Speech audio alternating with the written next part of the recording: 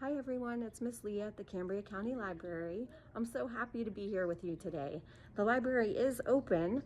We are open from 9 to 3 and you can come and pick your books. Things look a little bit different here because we have our masks on, but we still do have our friends visiting us. There's Norman and there's Maeve. And Miss Cassie's back there at the desk and Aspen. So we do look a little different with our masks on, but we're just trying to keep everyone safe and healthy.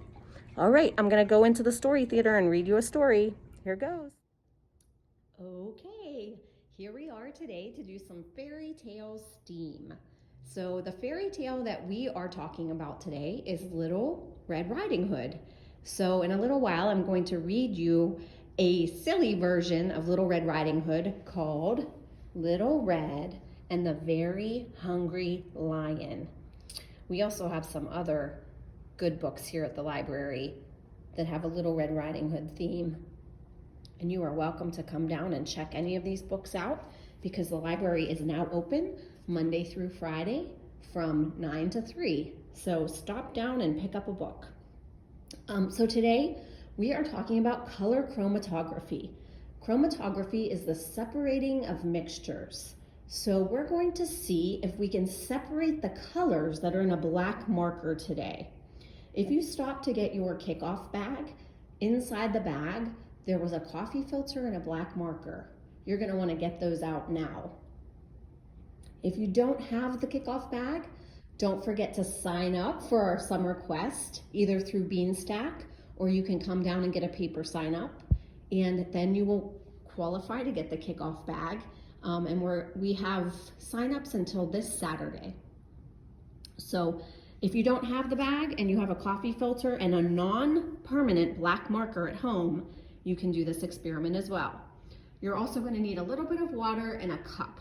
So how this works is first, you're going to take your coffee filter and you're going to color a design on it with your black marker. Miss Leah already did this.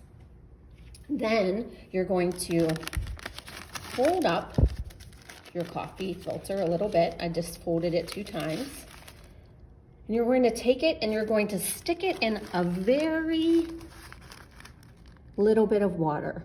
So I have a cup here with maybe an inch of water in the bottom. And I already took a coffee filter and I stuck it in there just so the very tip of the coffee filter touches the water. We don't want it to be soaked in the water. We just want the very tip to touch the water. And then we're gonna wait for a little bit. I'm going to read you the story and we're going to see what happens with this black marker and color chromatography.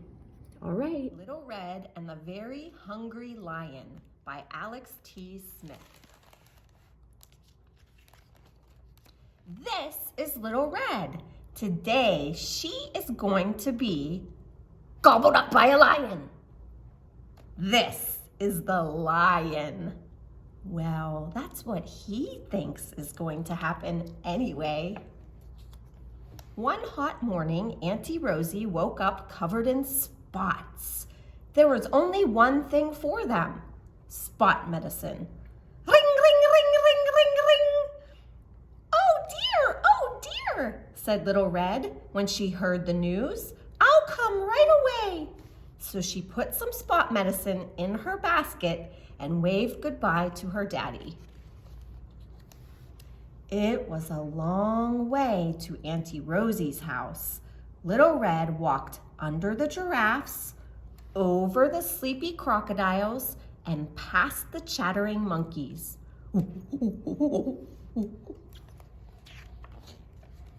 She crept around the termite mounds and under the leaping gazelles. Then she caught a ride on an elephant. Wiggled her way around the hippos and warthogs and waved hello to the meerkats.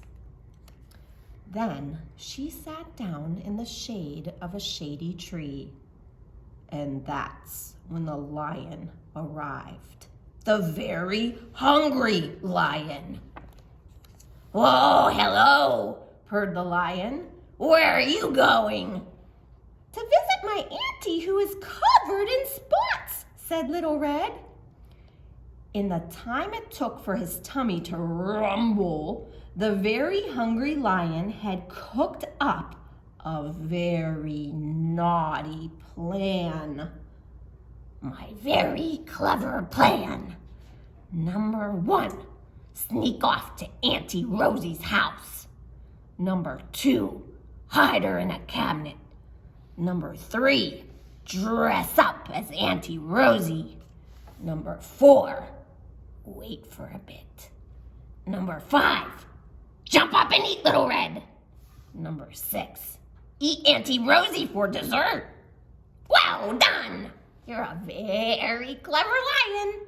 And he rushed off to put his plan into action. When he arrived, the very hungry lion stuffed Auntie Rosie in a cabinet and locked the door. Then he squeezed himself into one of her nightgowns and covered himself all over in spots. Of course, when Little Red arrived, she realized right away it wasn't Auntie Rosie sitting in the bed. She quickly looked around and spotted her auntie peeking through a gap in the cabinet. Then Little Red decided she was going to teach the naughty lion a lesson. "Oh, Auntie!" cried Little Red. "What tangled hair you have!" And before the very hungry lion could even lick his lips, Little Red had brushed and combed and twisted and braided until the lion had a lovely new look. This had not been part of the lion's plan, so he opened his mouth wide. "Disgusting!" shouted Little Red. "What gigantic grimy teeth you have, Auntie!" And Little Red made the very hungry lion brush, brush, brush, brush, brush, brush, brush, until his teeth sparkled. "Oh, Auntie," sighed Little Red, "what an old nightgown you are wearing!"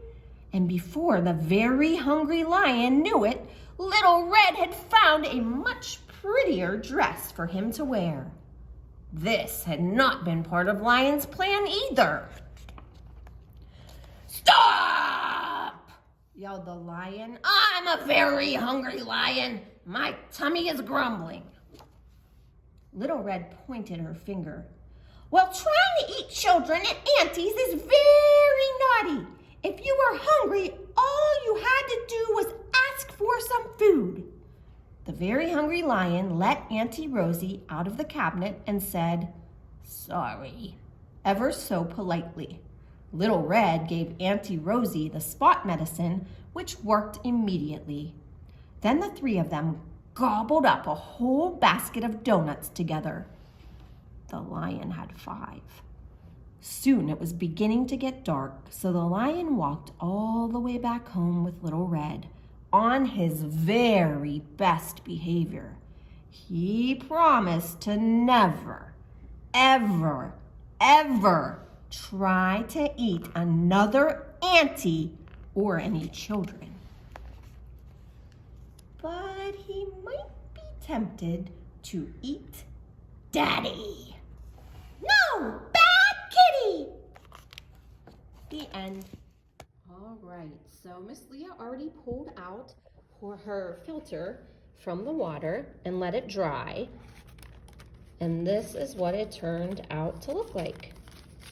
Remember, we colored with black marker in the middle, and the water helped to separate the colors, and now we see some red and blue all along the edges. So we separated our black marker, and that's what chromatography is, the separating of mixtures. So you can take your coffee filter and you can make something out of it. You can make a little butterfly, scrunch it together in the middle, and make 2 wings, your butterfly flies. You can color a flower. You can make grandmother's cap out of it, like Little Red Riding Hood. Just have fun with it. Thanks for coming today. Bye.